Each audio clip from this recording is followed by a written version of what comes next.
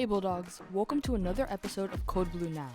This week, Carmen shines a spotlight on a very special volleyball player, Gavin shows us the negative impact of sports gambling, and Chuck and Kelvin are back with another Good Eats. Now please stand for the Pledge of Allegiance. I pledge of allegiance to the flag of the United States of America and to the republic for which it stands, one nation, under God, indivisible, with liberty and justice for all. Please remain standing for a moment of silence. Thank you. Hey Bulldogs, I'm Madison Burnett here with Derek Fox, and welcome back to yet another episode of Code Blue Now.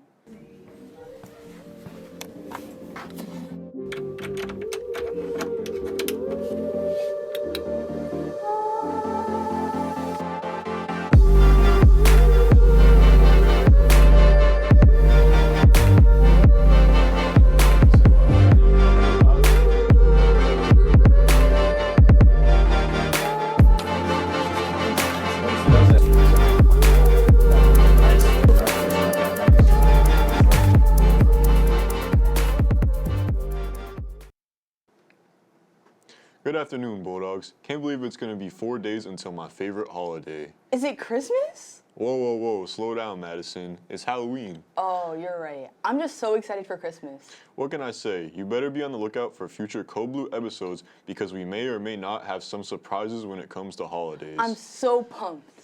You're not ready for this, but let's not get carried away and continue the show. A club that we've yet to cover and takes place every Wednesday is Health and Fitness Club. There you'll be able to meet after school and work out your muscles. I got muscles for sure. It's all from my amazing volleyball skills. I highly doubt that. But someone else who's been hitting the court is Holbrook's very one and only male volleyball player, Kyle Esperon. The varsity volleyball team is one of HMHS's most consistent sports. With many different assets on the team, one player, Kyle Esperon, spikes away all volleyball stereotypes. Well, at first it felt very odd because, the fact that I'm the only guy in a girls' volleyball team. As time goes by, I developed a team relationship and it just felt normal. I just think of him as a player. It's not like, oh, he's the only male on the team. He's just a player. Outside of just being the only boy on the team, he also has a pretty decent volleyball background. I coached his older sister, Shannon, a couple years ago.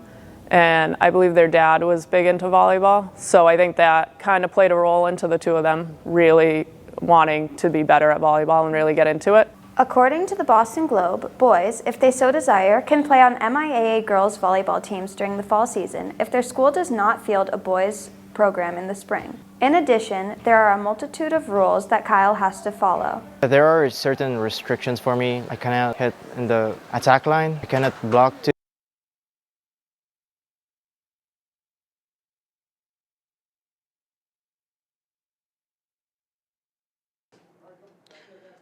We're always happy to see new people on our volleyball team. I agree, but we have more athletic department information coming your way. Sports physicals will be held 2 weeks from now on Thursday, November 9th. The time and place has yet to be announced, but be on the lookout for future announcements. Athletic dues must also be paid before trying out for winter sports, which are coming up, so be ready.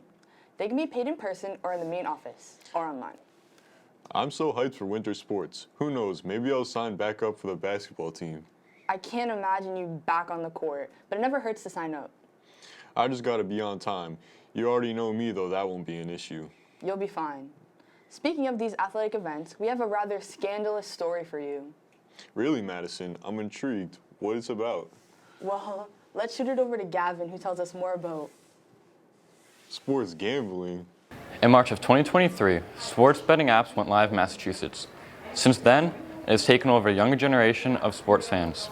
I started sports betting because a lot of my friends, they sports bet, and I saw they were making some money, so obviously you don't want to miss out on any money you're able to make. When I signed up, it's pretty straightforward. Like, you can download any of the apps on your smartphone, just ask for name, usually social security, probably just to find out your age, obviously tax purposes.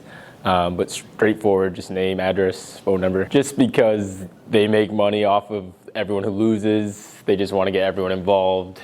They want, the more they have, the more they make, obviously. I do see a lot, other teachers, we talk about it once in a while, or whoever else is involved, they'll mention like, hey, did you watch whatever game was on last night, or did you get to place a bet? So there's definitely a lot of talks about it, especially that more apps are constantly opening. Sports betting is a fun way for fans to make cash from what they already love doing. But how are they legally regulating their users? I was 16, and I used one of my older family members' IDs to sign into sports betting. I'd say in about a year, I probably won like over 20 to 30K, but in a day I won 5,000. Still watch some of my favorite teams, but half of the time it's about winning that money, really. I think, especially as of recently, they got huge on notifying, like, hey, this is the age requirement, this is what you got to do. Like I said before, they were taking social numbers, social security numbers, just so they could see your age and stuff like that. Prior to that, I don't think it was advertised that good, and a lot of underage students or people were gambling when they weren't supposed to. Kids who are underage who are gambling, I don't think they should be yet, just because it is an addictive habit, especially if you don't have any financial boundaries yet. Most people think they have a shot at sports gambling as soon as they turn 18. But the legal age for these apps is 21. Like lottery scratch tickets or the casino, sports betting is another form of gambling. It's been Gavin Moore reporting for Code Blue Now, back to you in the studio. Sports gambling has really been something, huh? For sure, Derek. It has become very popular. You're not wrong about that. Something else that's quite popular amongst our athletes is our annual banquets. It will be on Tuesday, November 14th at 6. If you're a fall athlete or just want to watch, make sure to attend. But don't worry if you're unable to go. HCAM will be there to live stream the event. Just be sure to find their live feed on their website at hcamtv.org. Fall sports are close to being over, but I still can't wait for winter sports, even though I've probably said it a million times in just this one show. But are we wrong though? I don't think so. But in other news, the Day of the Dead is coming up, and Miss Thompson reignites a tradition to bring holiday spirit to our school. El Dia de los Muertos, or Day of the Dead, is right around the corner. And to celebrate this holiday, Ms. Thompson and her students have been working hard to bring some color to her classroom. But she still needs teachers to help her vote on the best coloring page. Act fast, teachers, because voting ends today. I'm really waiting for basketball season to start. It's taking so long. Hey Madison, I could definitely beat you one-on-one. Do you really want to mess with the trickster? Let's not be making these fake assumptions. I'm kind of doubting myself now, but if any boys out there think they're up to try for basketball, be sure to sign up after school in the cafeteria on Monday, October 30th. It'll be open to students in grades 6 through 12. No one can outmatch me, just like how no one can outmatch Miss Newman, who's back at it again with yet another musical reveal. You already know the drill. Take it away, Miss Newman. Hi, everyone. Welcome back to another segment of What Will the Musical Be? So without further ado, we're going to start over here with West Side Story. The next Not It is Into the Woods. Oh my gosh. There we go. Then we have The Prom. Matilda. That one didn't want to leave. And last but not least, Cinderella. All right. Not very many options left, so tune in next week for the next 5. You know, everyone is so excited about this musical review, but I don't know about me. Stop capping, Derek. I've seen you sing karaoke before. You caught me, Madison. I secretly love to sing. Oh, really? Like I didn't know that already. But anyways, a reminder that GSA Club will begin to meet on Wednesdays in Miss A's room after school. All are welcome to join. Let's bring it back to Halloween because I can't wait for it. I'm really looking forward to getting all that candy. Me too, Derek. I just can't wait for all that sugary goodness. Whoa, maybe some nice food can take my mind away from this. Let's bring it over to Chuck and Kelvin for everyone's favorite Good Eats. Hey guys.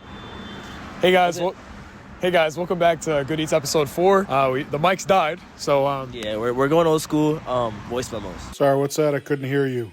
iPhone voice memos. We're about to order inside Khalil's Kitchen Time, episode 4. Let's hope we do it right this time. Fast pace. Let's do it. Let's go.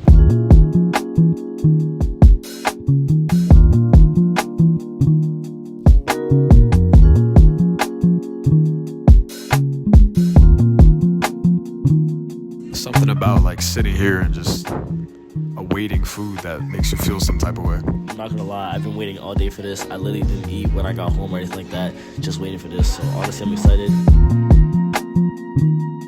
We got some ranch and things of that nature. Don't talk like that, bro. Just go and stop talking. Just dig in. So you know how we operate. Gotta do it together. Oh, you got some fries in it too. You taking it in. Immediate, first rating reaction. Now I know why I missed it so much. Wait, it's like sweet, and the sauces on it are like amazing. I know I sound crazy, but When I tell you gas, that's gas. Color, my brother. You know how to cook, man. Hey, 10 chucks out of 10. I gotta give it 10 Kelvins out of Kelvin. You know what I'm saying? Wait, 10 Kelvins out of 10? 10 Kelvins out of 10, 10 chucks out of 10. Just a 10. He's gonna enjoy the rest of this. We're gonna go on the next item. I'm just gonna keep going.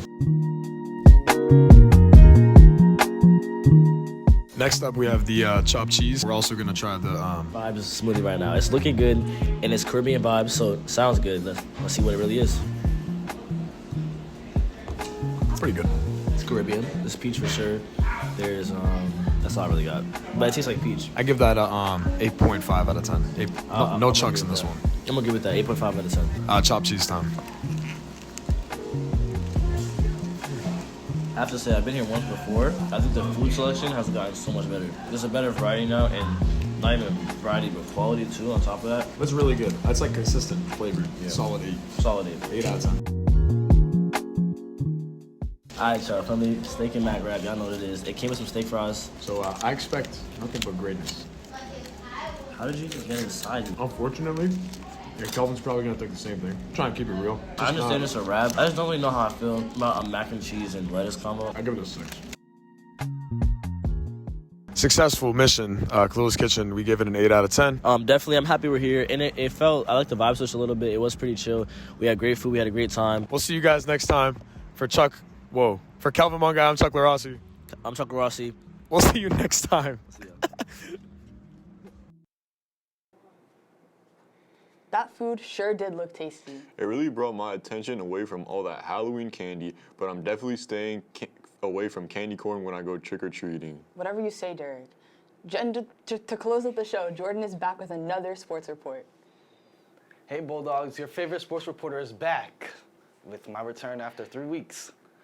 To begin, I just want to congratulate the boys and girls varsity soccer teams and the volleyball team for qualifying for the MIAA state tournament. Moving on, the boys varsity soccer team split the week 1-1 and have their final regular season game today versus South Shore Charter at 3:30. The girls varsity soccer team lost their final regular season game of the year and have a final record of 7-8-3. The varsity volleyball team swept the week 3-0 and have their final regular season game today as well versus Blue Hills at 5. And finally, the varsity football team defeated Cape Tech last Friday and have a record of 3-4 and play Upper Cape tomorrow for the last regular season game of the year at 6. That's it for sports this week. I'm Jordan Chaffee, and back to you guys at the desk. Thanks, Jordan. Good luck to all of our sports teams today and this weekend. But that's all for this packed episode. I'm Madison Burnett. And I'm Derek Fox. We'll see you next Friday.